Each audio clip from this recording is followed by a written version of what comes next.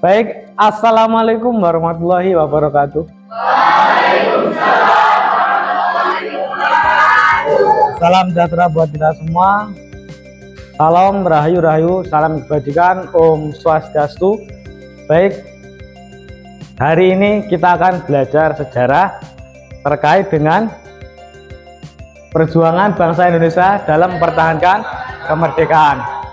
Nah, sebelum pembelajaran saya ingin memfokuskan pikiran anak-anak di sini di kelas biar pikirannya tidak di luar ya. Ketika saya bilang histori, kalian bilang oke. Coba histori. Tangannya mengepal. Histori.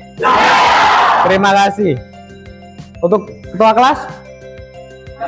Oh, sakit ya. Oke, kalau gitu kita sebelum pembelajaran dimulai, kita berdoa menurut kepercayaan dan keyakinan kita masing-masing. Berdoa dimulai.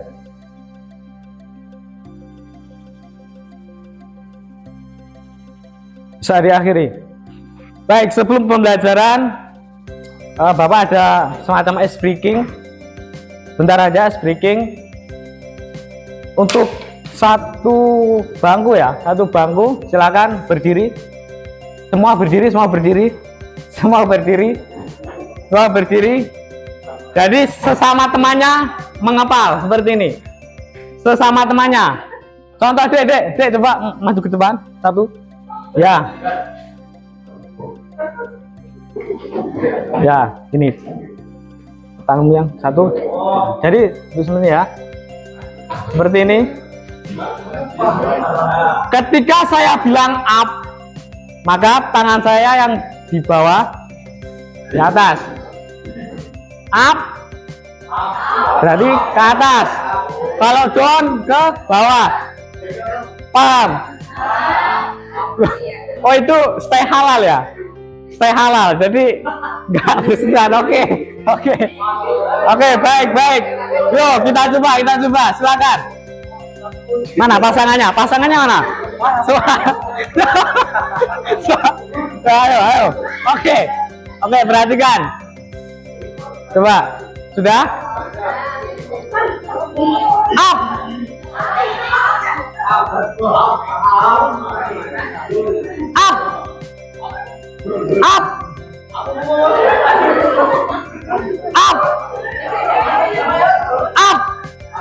Oke, sudah. Terima kasih, bisa duduk kembali. Oke, terima kasih. Baik, selanjutnya Bapak akan membahas terkait dengan materi pada siang hari ini. Nah, sebelum memasuki materi ada sebuah tujuan pembelajaran. Yang pertama, coba sekarang tanggal berapa? 31. Absen 31 angkat tangan. Enggak masuk. Sekarang bulan berapa? 7. Absen 7. Ya, silakan dibaca. Tujuan pembelajaran. Peserta didik dapat mengetahui dinamika proses pembentukan negara dan pemerintahan Republik Indonesia pasca proklamasi kemerdekaan Indonesia. Ya, ini untuk tujuan pertama. Jadi siswa atau peserta didik mengetahui bagaimana proses dinamika ketika setelah kemerdekaan. Kemudian yang kedua, peserta didik mampu menjelaskan. Setelah mengetahui, diusahakan peserta didik mampu menjelaskan. Kemudian setelah mampu menjelaskan, peserta didik diharapkan mampu menganalisis. Dan yang terakhir, diharapkan peserta didik mampu mengombinasikan informasi dinamika proses pembentukan negara dan pemerintahan Republik Indonesia pasca proklamasi. Oke, selanjutnya, ini peta apa? Ini peta Eropa. Sebelum memasuki kemerdekaan Indonesia, kan kemarin Bapak sudah menjelaskan gimana di intern Indonesia atau Nusantara itu kan ada proses politik etis, kemudian namanya pergerakan, di mana muncul sekali banyak organisasi, baik organisasi dalam bidang sosial, pendidikan, ekonomi maupun dalam bidang agama. Nah, kemudian jika kita melihat secara global sebelum terjadinya kemerdekaan, itu ada namanya peristiwa perang Perang Dunia. Oke, untuk Perang Dunia pertama terjadi pada tahun 1914 sampai 1918. Nah, di sini terjadi semacam pengelompokan negara. Yang pertama adalah Triple Alliance atau blok sentral. Artinya blok sentral itu yang berada di tengah ini.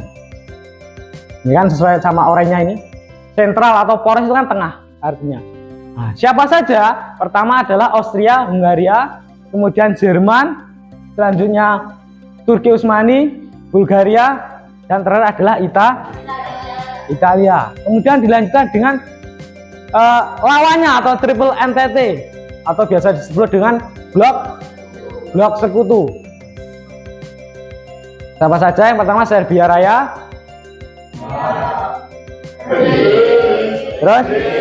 terus AS itu apa? Amerika Serikat. Nah, latar belakangnya seperti apa? Jadi kita bisa melihat Perang Dunia pertama ini dari dua sudut pandang. Yang pertama adalah secara umum dan secara khusus. Secara umumnya bahwasanya ketika di Eropa itu kan sudah terjadi semacam pembuatan senjata. Kemudian secara khususnya putra mahkota Austria Hungaria itu dibunuh oleh militer Serbia Raya. Karena apa? Karena beranggapan bahwasanya Austria Hungaria ini ingin memperluas di daerah Serbia Raya. Siapa nama pangerannya? Franz Ferdinand. Nah, ketika dibunuh, setelah ditembak atau dibunuh, negara Austria Hungaria mengeluarkan maklumat atau semacam menyuruh untuk Serbia Raya untuk meminta maaf atau memberikan yang membunuh itu, militer yang membunuh itu untuk diberikan kepada pemerintahan Austria Hungaria. Tetapi maklumat tersebut diabaikan sehingga mengecam Austria Hungaria kepada Serbia Raya. Nah, sehingga ketika tahun 1914 bulan Juni, Austria Hungaria memberikan peringatan kepada Serbia Raya untuk perang. Kenapa kok negara-negara ini terlibat? Jadi sebelum terjadinya tragedi penembakan ini, negara-negara ini sudah saling kerjasama. Austria Hungaria dengan Jerman, kemudian Turki Utsmani, Bulgaria, dan Italia. Nanti pasti kalian bertanya-tanya, kenapa kok Italia ada dua? Penjelasannya nanti. Nah, setelah Austria Hungaria menyerang Serbia kemudian dibantu dengan Jerman, Serbia Raya kan juga punya teman. Artinya sama-sama punya teman negara, teman koalisi seperti Rusia, Prancis, Inggris, Italia. Nah, kenapa Italia ini keluar? Karena dengan berjalannya waktu, Italia ini ternyata juga menginginkan wilayah yang ada di semenanjung Balkan. Austria juga menginginkan semenanjung Balkan, Italia juga menginginkan semenanjung Balkan. Akhirnya Italia dibujuk oleh Rusia untuk bergabung di dalam blok sekutu. Terjadilah Perang Dunia Pertama. Kemudian pada dasarnya Amerika itu tidak ikut campur terhadap Perang Dunia Pertama, karena pada dasarnya Amerika memiliki keyakinan tetap memegang teguh doktrin Monroe. Apa itu doktrin Monroe? Jadi urusan Eropa ya diselesaikan orang Eropa, Amerika ya Amerika. Tapi ketika tahun 1917 ya, kapal dagang Amerika Serikat yang membawa senjata untuk Inggris itu dibom oleh tentara Jerman, sehingga tentara Amerika ini menginginkan perang itu. Tetapi presiden tetap menahan, tahan dulu. Kita bukan orang Eropa, biarkan urusan Eropa diselesaikan sendiri. Karena pada dasarnya Amerika Serikat itu sejak dulu tuh sudah berdagang senjata. Iya. Kemudian dengan berjalannya waktu, tetap tahun 1917 di Meksiko. Nah, Meksiko itu pemerintah Meksiko dikirimi surat oleh Jerman untuk menyerang Amerika Serikat. Nah, nanti kalau menang, Meksiko nanti akan mendapatkan wilayah New Mexico, Texas. Ada dua wilayah yang diberikan, New Mexico dan Texas.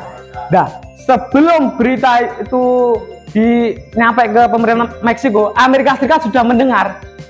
Nah, ini sudah menjadi ancaman bagi negara Amerika, sehingga pada tahun 1917 Amerika Serikat ikut join perang Eropa atau perang dunia pertama. Nah, yang kalah siapa? Yang kalah blok sentral. Oke, ini perang dunia kedua, di mana blok sentral ada Jerman, Jepang, blok sekutu. Nah, latar belakangnya adalah ketika itu Jerman. Nah, jadi setelah perang dunia pertama itu kan Jerman kan kalah. Jadi Jerman itu dihukum untuk membayar biaya perang. Dan Jerman hanya diberikan memiliki tentara sekitar 600 saja. Sehingga apa? Ini menimbulkan dendam lama. Jerman penduduknya semakin banyak, kemudian wilayahnya semakin sempit. Sehingga apa? Pada tahun 1939, tepat tanggal 1 September, Jerman menyerang Danzig, ibu kota Polandia, untuk memperluas wilayah. Nah, ini mendapatkan respon yang sangat luar biasa dari blok sekutu. Pada dasarnya kan perjanjian awalnya itu kan sudah tidak ada perang, tapi Jerman melanggar. Dan setelah perang dunia pertama itu kan muncul namanya ideologi baru. Apa itu ideologi? Ada yang tahu?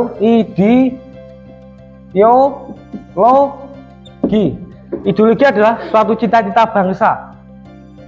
Suatu cita-cita bangsa untuk meraih visi misi suatu bangsa. Setelah perang dunia pertama muncul ideologi baru yang bernama fasisme. Fasisme apa? Fasisme itu adalah cinta negara secara berlebihan. Pasti kalian pernah mendengar namanya Adolf Hitler. Ya, itu adalah pimpinan Nazi. Salahnya seperti ini. Gimana? Nah, salahnya seperti ini. Loh, kok gini? Bukan gitu. Gini loh. Ya. Pernah di suatu permainan sepak bola, ada klub dari Jerman, lupa namanya siapa. Nah, beliau tuh selebrasinya setelah menggolkan seperti ini. Nah, setelah itu dilarang bermain bola seumur hidup. Karena pada dasarnya ini adalah sebuah larangan. Kalau di Indonesia, partai yang dilarang adalah partai PKI. Jadi ketika kita di mana-mana misal memakai baju PKI, kemungkinan besar kita akan ditangkap. Sama dengan di Perang Dunia Kedua ini, di mana tiga negara ini memiliki paham fasisme: Jerman, Italia, Jepang. Nah, awalnya gimana? Jerman itu menyerang Polandia di Danzig, sehingga membuat respon negara blok sekutu Inggris, Prancis, dan Uni Soviet. Uni Soviet pada dasarnya lahir setelah Perang Dunia Pertama. Dulu namanya Rusia. Kenapa kok menjadi Uni Soviet? Karena luas Rusia itu semakin banyak. Salah satunya adalah dulu Swedia itu masuk dalam Uni Soviet. Kemudian karena ada peristiwa Perang Dingin, setelah Perang Dunia II itu Swedia merdeka, ya. Kemudian ada Amerika Serikat. Nah, yang menang ini adalah blok sekutu. Kemenangan diakhiri ketika Jerman, pada dasarnya Jerman itu sudah menguasai Eropa, ya. Bahkan Belanda yang menjajah kita, yang katanya ratusan tahun, itu hanya 5 hari beres sama Jerman. 5 hari dapat dikuasai oleh pasukan Nazi yang dipimpin oleh Adolf Hitler. Nah, kemudian Jepang ini ingin menunjukkan pada dunia bahwasanya inilah Asia juga punya kekuatan. Sehingga apa? Ketika tahun 1941 Jepang ini sok-sokan menyerang pangkalan militer Amerika Serikat, yaitu Pearl Harbor. Pagi-pagi, subuh-subuh, enak-enaknya tidur ya tentara ya, tiba-tiba dikasih hadiah bom. Kan ya kaget ya. Nah, akhirnya Amerika Serikat membuat semacam strategi untuk membantu blok sekutu untuk menyerang Jerman, Italia, dan Jepang. Nah, pada akhirnya tepat tanggal 6 dan 9 Agustus 1945 Hiroshima dan Nagasaki dibom atom. Ada yang tanya kan? Sehingga itu yang membuat Amerika itu memiliki jasa kepada bangsa Indonesia. Kalau semisal tidak saya bom, mungkin Jepang masih menjajah Indonesia. Ini adalah piagam Atlantik pada tanggal 14 Agustus 1941. Isinya seperti ini. Ada empat. Nah, ini yang menandatangani Amerika Serikat dan Inggris, di mana kesepakatan ini kan disepakati sebelum Perang Dunia II selesai, yaitu 1941. Perang Dunia II selesai tahun 1945. Ini disepakati bahwasanya semua negara berhak memiliki wilayah, menentukan nasibnya, memiliki kemerdekaannya dan lain sebagainya. Sehingga ini menjadi semacam pukulan bagi Inggris, karena pada dasarnya jajahan Inggris itu kan banyak. Salah satunya tetangga negara kita, Malaysia, kemudian Singapura, itu bekas jajahan Inggris. Nah, baru setelah bom atom di Nagasaki dan Hiroshima dan Nagasaki, akhirnya Jepang mengakui kalah pada tanggal 14 Agustus 1945 kepada sekutu tanpa syarat. Nah, ini adalah proses proklamasi. Kok nggak ada suaranya ini, benar ya? Kita dengarkan bersama-sama.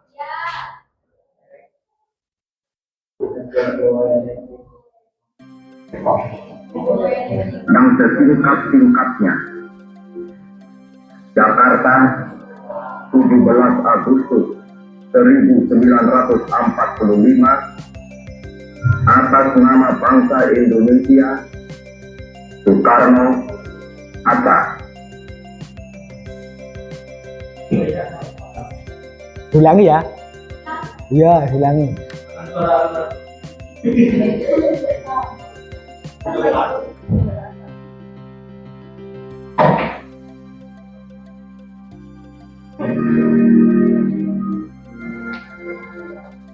Proklamasi kami bangsa Indonesia dengan ini menyatakan kemerdekaan Indonesia. Hal-hal yang mengenai perundangan kekuasaan dan lain-lain diselenggarakan dengan cara bersama dan dalam tempo yang setingkat-tingkatnya. Jakarta, 17 Agustus 1945, atas nama bangsa Indonesia, Soekarno Hatta.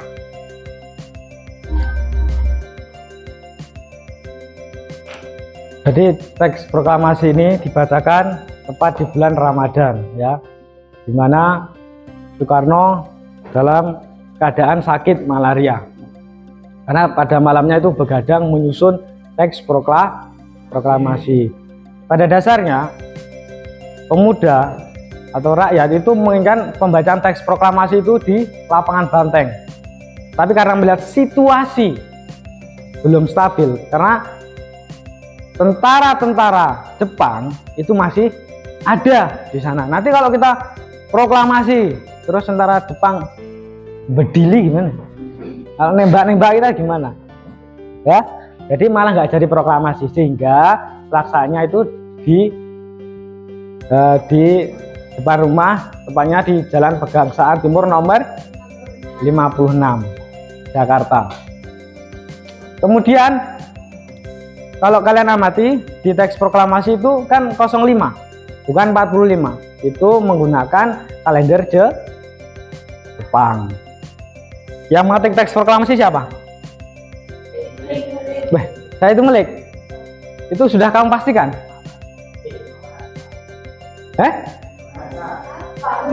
Yang mengetik teks proklamasi Sayuti? Enggak, saya memastikan keyakinan kalian gitu loh ya. Sayuti melik. Oke. Kemudian selanjutnya, nah, setelah 17 Agustus 1945 akhirnya Indonesia merdeka. Nah, kemarin saya kan sedikit menjelaskan terkait dengan syarat-syarat kemerdekaan Indonesia. Yang pertama adalah memiliki wilayah. Kemudian kedua, selanjutnya, terus diakui negara lain. Oke, ingat ya, apa saja? Satu, terus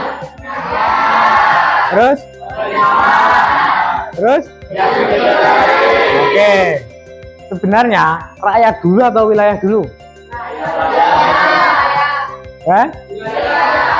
Rakyat dulu atau wilayah dulu?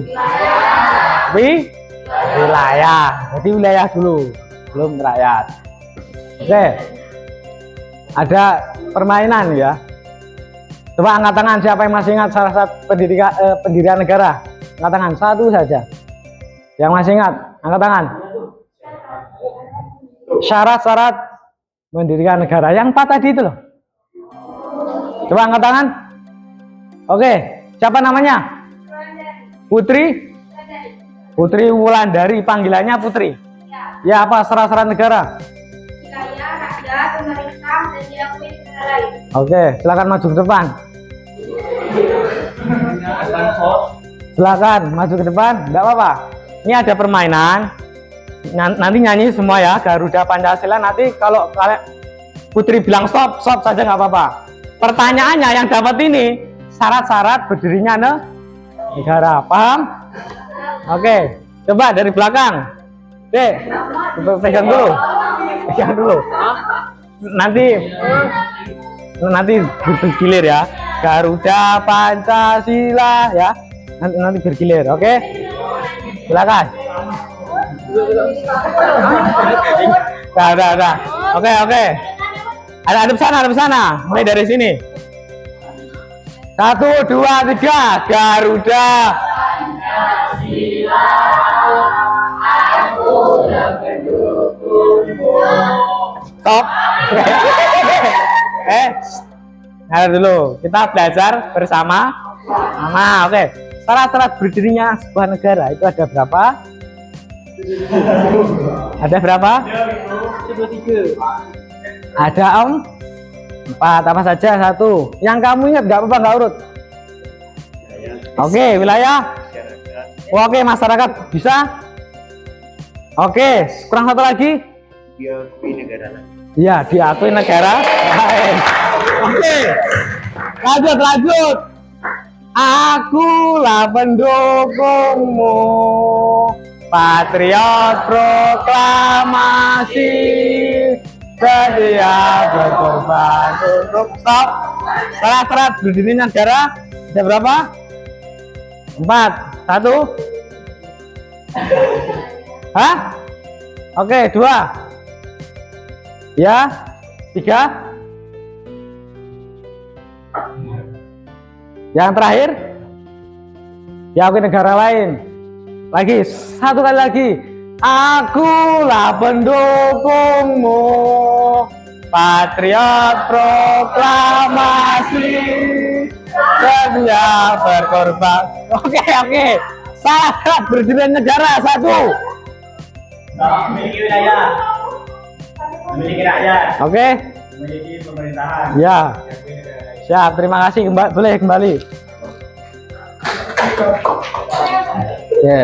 Jadi sudah paham ya syarat-syarat berdirinya negara?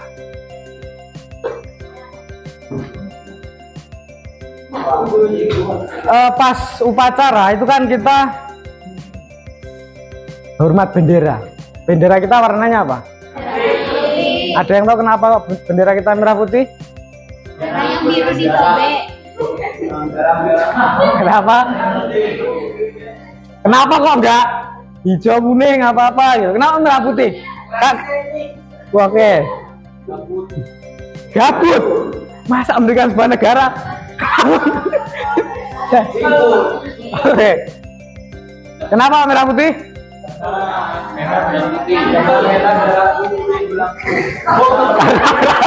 Itu lampu. Merah darahku, putih itu lampu. Oke, jadi itu jawabannya ya benar, tapi menurut ya, tapi dalam segi ilmu sejarah, jadi kenapa merah putih? Karena sejak zaman kerajaan Majapahit itu menggunakan lambang merah putih. Tapi bedanya seperti ini. Kalau kerajaan Majapahit itu, nah ini merah, ini putih, merah putih. Kalau Indonesia cuma dua, ya. Ini merah, ini putih. Jadi kalian harus paham maksudnya kok merah putih gitu loh, ya. Ada yang tanya kan? Kalau tidak tanya kan, ini ada video lagi. Coba perhatikan.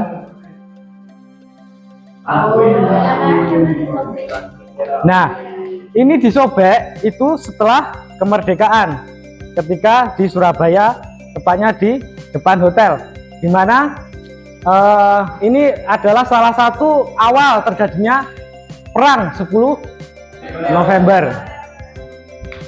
Kok perang? Pertempuran kok perang?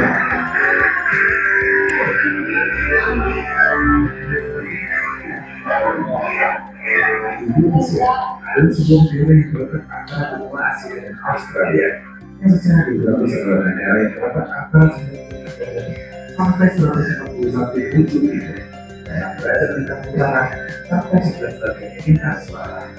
Lalu, siapa sebenarnya bertemu nama negara Indonesia?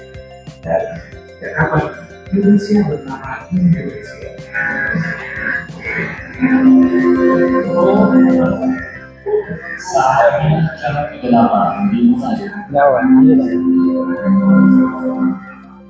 It's time to begin.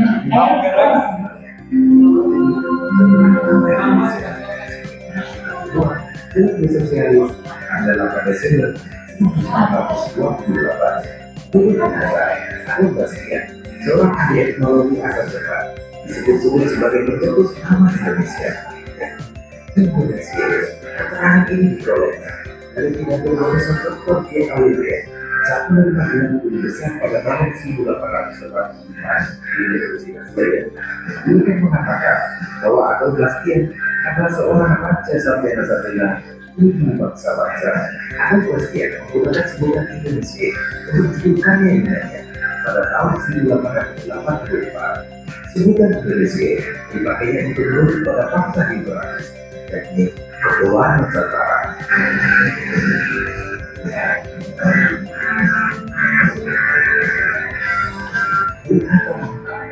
Sejak kemunculan kaki Bastian, sebutan Indonesia menjadi lazim dalam pembicaraan keilmuan. Akan tetapi, Bastian adalah orang pertama yang menggunakan kata Indonesia atau Indonesia.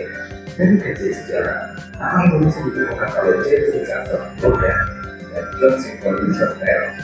John Singer menemukan nama Indonesia dalam tulisannya Jurnal Penelitian Artikulan Western Asia Olimpiade 4 tahun 1850. John Singer punya dua calon nama, yaitu Indonesia atau Melanesia. Dia sendiri memilih nama Melanesia karena nama ini sangat tepat untuk kelas Melayu. Sementara cakupan Indonesia terlahir bos, namun James Richardson Logan punya pendapat berbeda. Dia lebih senang menggunakan nama Indonesia, sebab nama itu lebih sinonim untuk Indian Island atau Indian Archipelago. Dalam perjalanan, huruf U diganti huruf O sehingga menjadi Indonesia.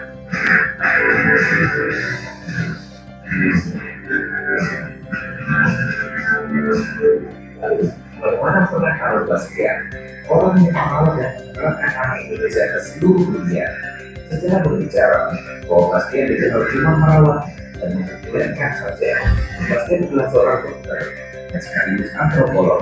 Dia seorang profesor teknologi di Universitas Berlin. Kata Indonesia berasal dari bahasa Latin Indo dan Meksiko.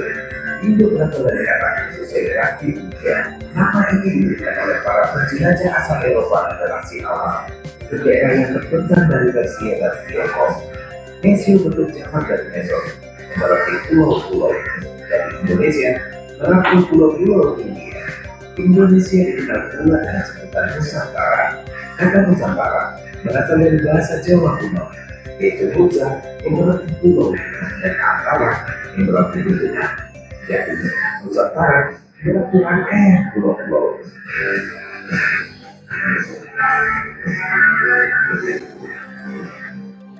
Secara politik, istilah Indonesia untuk pertama kali digunakan oleh Perhimpunan Indonesia, yaitu organisasi yang didirikan oleh pelajar-pelajar Indonesia di negeri Belanda pada tahun 1908. Organisasi tersebut pertama kali bernama IDC Vereniging.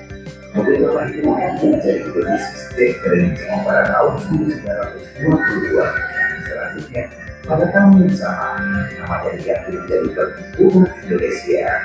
Tahun 1928, Kongres Pemuda II di Jakarta menggunakan istilah Indonesia dalam hubungannya dengan Persatuan Bangsa. Kongres Pemuda pada tanggal 28 Oktober 1998 menghasilkan Sumpah Pemuda yang di dalamnya tercantum nama Indonesia. Istilah Indonesia secara resmi digunakan sebagai nama negara kita pada tanggal 17 Agustus 1945 melalui proklamasi kemerdekaan Indonesia. Oke, itu videonya. Kemudian ini adalah tugas kelompok. Jadi setelah Indonesia merdeka itu kan ada semacam sidang PPKI. Sidangnya ada 3, tanggal 18, tanggal 19, dan tanggal 22 Agustus 1945, di mana di sana disusun undang-undang, kemudian disusun menteri, pembentukan provinsi, kemudian nanti ada semacam komite, atau kalau sekarang itu DPR atau DPD ya. Ini adalah tugasnya. Silakan sesuaikan kelompok masing-masing. Untuk kelompok 1 nomor 1, kelompok 2 nomor 2, kelompok 3 nomor 3, dan seterusnya. Jadi satu kelompok satu tugas. Silakan dibuat dalam tulisan atau Canva atau PPT. Enaknya di mana? PPT. Silakan dibuat dalam bentuk PPT, nanti dipresentasikan ya. Untuk diskusi 20 menit cukup. Cukup ya? Cukup ya? Ya, silakan kumpul dulu sama kelompoknya. Gimana? Badan-badan perjuangan tuh maksudnya kayak Budi Utomo atau Bukan. Kan coba LKS-nya mana LKS-nya? Ini kan ada.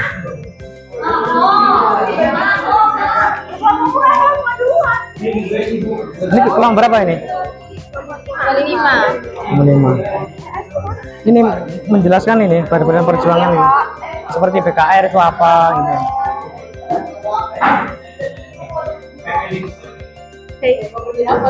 Gimana? Ini ngomong kok ini Pak.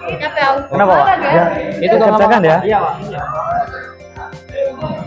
Mana Google-nya kamu? Ini dengan Oke. Desi. Ini kelompok berapa?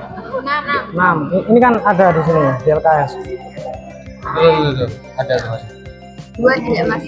Nah ini kan ada. Tapi bisa nyari sumber di Google atau di mana gitu ya. Ini nanti kalian membahas ini.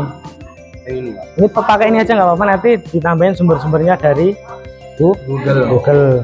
Dibuat PPT ya? Ya Pak. Bisa? Bisa. Ya. Oke.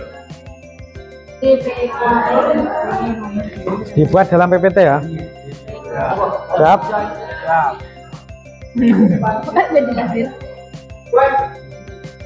Tanpa kan ya? Tanpa bisa. Ini yang bikin apa? Oh iya kan. Mau kerjakan kok. Ketawa-ketawa ini. Masnya tadi ketiduran ya. Coba iya. Ini kelompok berapa? Coba satu. Satu. Pembentukan Komite Nasional. Ya ini, permisi deh ya. Tadi kan ini. Nah ini bisa dijadikan sumber. Nanti tambahnya di Google ya.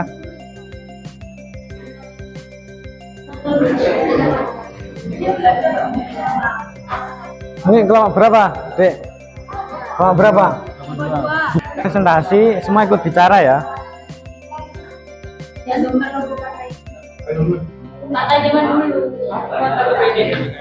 Partai apa? Dulu belum ada PDI. Loh, PKI belum. PKI sudah, kan nggak boleh. Itu latar belakang dibentuk pemakaian latar belakang. Ini gimana? Kelompok satu gimana ini? Ready. Satunya nggak mau. Terus Sudah. yang ngerjakan siapa ini? Semuanya Kak. Semua.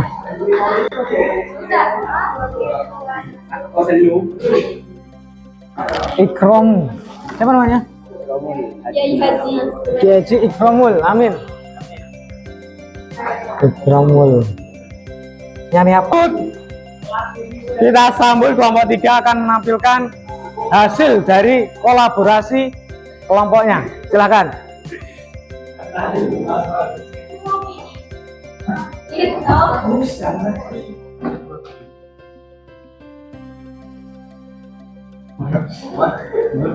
Nah, silakan. Salam, namanya siapa? Ya. Oke. Assalamualaikum warahmatullahi wabarakatuh. Waalaikumsalam warahmatullahi wabarakatuh. Kami Salam. dari kelompok 3. Kami dari kelompok 3 ingin mempresentasikan hasil kerja kelompok kami barusan. Yaitu judulnya tentang pembentukan 8 provinsi wilayah di Indonesia. Pertama dibacakan oleh jadi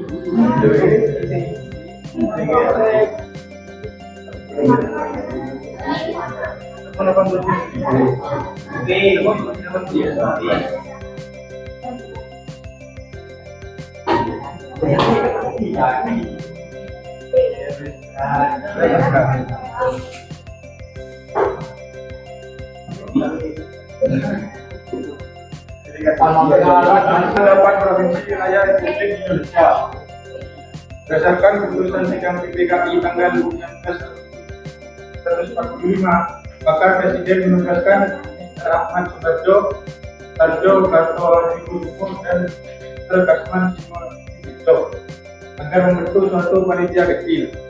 Tugas panitia kecil adalah membentuk departemen dan membagi wilayah Republik Indonesia ke dalam provinsi-provinsi.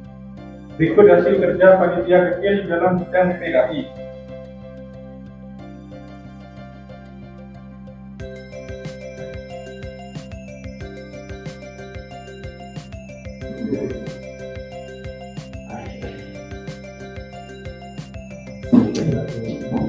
PKI menyelenggarakan sidang pertama pada tanggal 18 Agustus 45. Ada berbagai hal yang dibahas dalam sidang ini, termasuk pembentukan 8 provinsi. Berdasarkan 8 provinsi yang dibentuk sebagai hasil sidang PKI pertama. Berikut penjelasannya. Jawa Barat, Provinsi Jawa Barat 1000 kota di Bandung hingga saat ini, namun pada tahun 1961 provinsi ini mengalami pemekaran dan menghasilkan DKI Jakarta. Lalu pada tahun 2000 Klaten juga Jangan ketawa, serius. Oke. 2. Jawa Tengah. Ibu kota provinsi Jawa Tengah berkedudukan di hingga saat ini, namun pada tahun 1990 provinsi daerah istimewa Yogyakarta memisahkan diri. 3. Jawa Timur. Mulai dari awal kemerdekaan, provinsi Jawa Timur telah beribu kota di Surabaya. Jawa Timur pun menjadi satu-satunya provinsi yang tidak mengalami pemekaran sampai saat ini. 4. Sumatera. Pada awalnya provinsi Sumatera beribu kota di Bukit Tinggi, lalu provinsi ini mengalami berbagai pemekaran hingga menjadi 10 provinsi. Di sisi lain, Bukit Tinggi tak lagi menjadi ibu kota provinsi manapun. 5. Sunda Kecil. Dahulu provinsi ini ibu kota di Singaraja, lalu provinsi ini mengalami pemekaran menjadi Bali, Nusa Tenggara Barat dan Nusa Tenggara Timur. Singaraja Utara lagi menjadi ibu kota provinsi. 6. Kalimantan. Dulu ibu kota provinsi ini berada di Banjarmasin. Karena perkembangannya, Kalimantan mengalami berbagai pemekaran hingga mempunyai 5 provinsi. Banjarmasin sendiri menjadi ibu kota Kalimantan Selatan. 7. Sulawesi. Provinsi Sulawesi ibu kota di Makassar, namun seiring berjalannya waktu, Sulawesi mengalami pemekaran hingga mempunyai 6 provinsi. Makassar sendiri menjadi ibu kota provinsi Sulawesi Selatan. Yaitu yang terakhir 8. Maluku. Ibu kota provinsi ini berada di kota Ambon. Pada tahun 1999, Maluku Utara memisahkan diri dari provinsi. Ya. Dari semua yang disampaikan kelompok 3 ada yang tanyakan. Jadi seperti ini. Dulu awal kemerdekaan itu hanya terdiri dari 8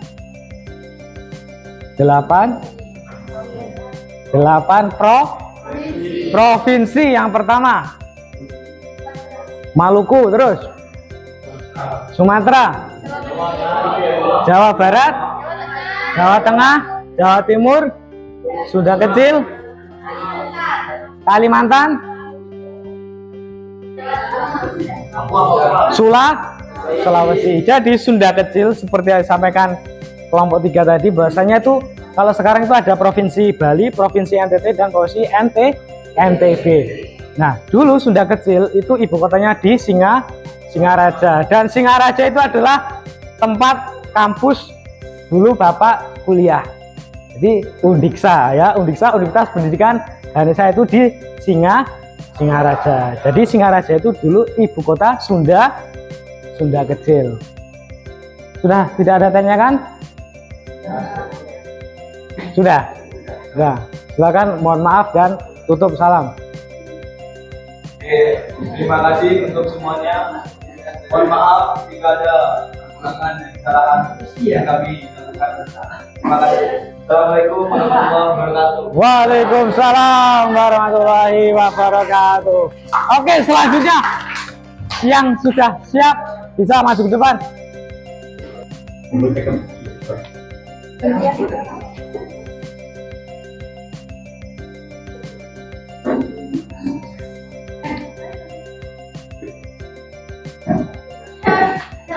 Assalamualaikum warahmatullahi wabarakatuh. Waalaikumsalam warahmatullahi wabarakatuh. Hai semuanya. Assalamualaikum warahmatullahi wabarakatuh. Konsentrasikan tentang badan dan perjuangan. Perkenalkan dulu nama saya Sima Widya Pratama yang saya Ya, sudah di absen dulu, Mas.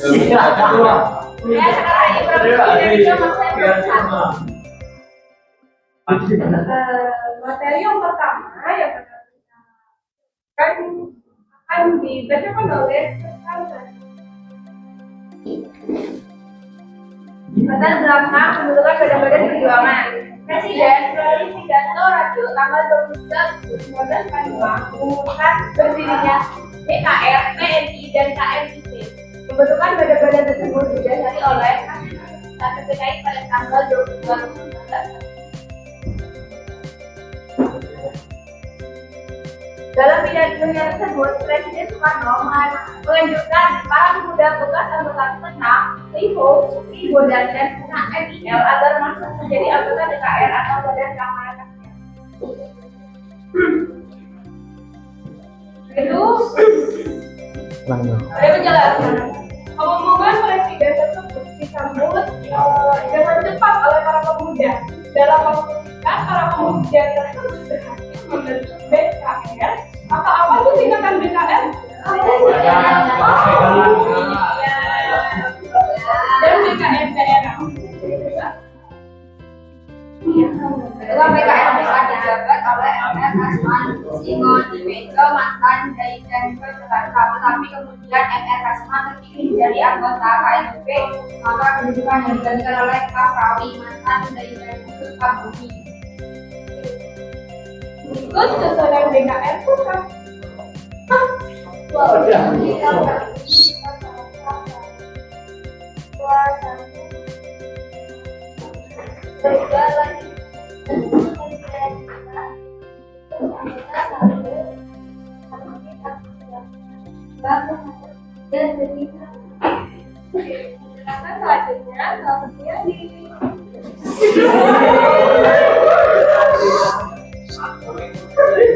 Ayo silakan.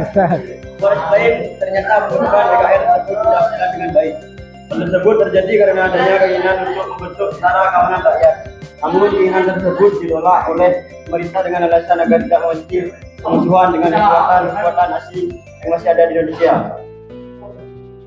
Ya, terima kasih. Belum. Sudah.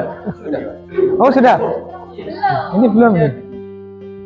For explain. Penolakan tersebut membuat para pemuda membentuk komite Markas, komite Menteng nomor 31 Jakarta di bawah pemimpin Adam Malik Sukarni, Khairul Saleh, Harjo dan lain-lain. Dari penjelasan kita, penjelasan kami, ada nggak pertanyaan dari kalian? Ya ada. Masa nggak ada? Kalau begitu, kalau nggak ada pertanyaan, kita akhiri. Assalamualaikum warahmatullahi wabarakatuh.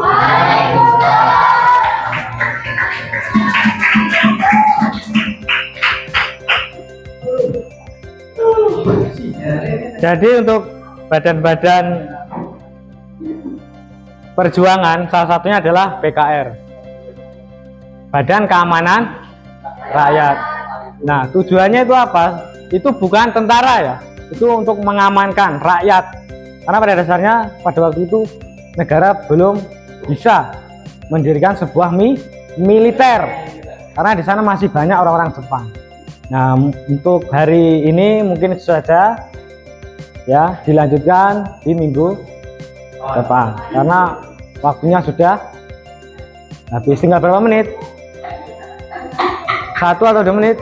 1 menit ya, 1 menit. Untuk kelompok yang belum presentasi, kelompok berapa saja tadi? 3 2 1 4 6. Oke, diingat-ingat ya. Untuk hari Rabu besok kan kita jalan share kayaknya ya. Berarti minggu depannya lagi. Kita tolong PPT-nya ya, PPT-nya dikirim di grup. Itu kan sama Selo ya yang buat ya grupnya itu. Mungkin itu saja yang Bapak bisa sampaikan. Semoga pembelajaran pada siang hari ini bermanfaat untuk kita semua. Sebelum pembelajaran diakhiri, marilah kita rokaat.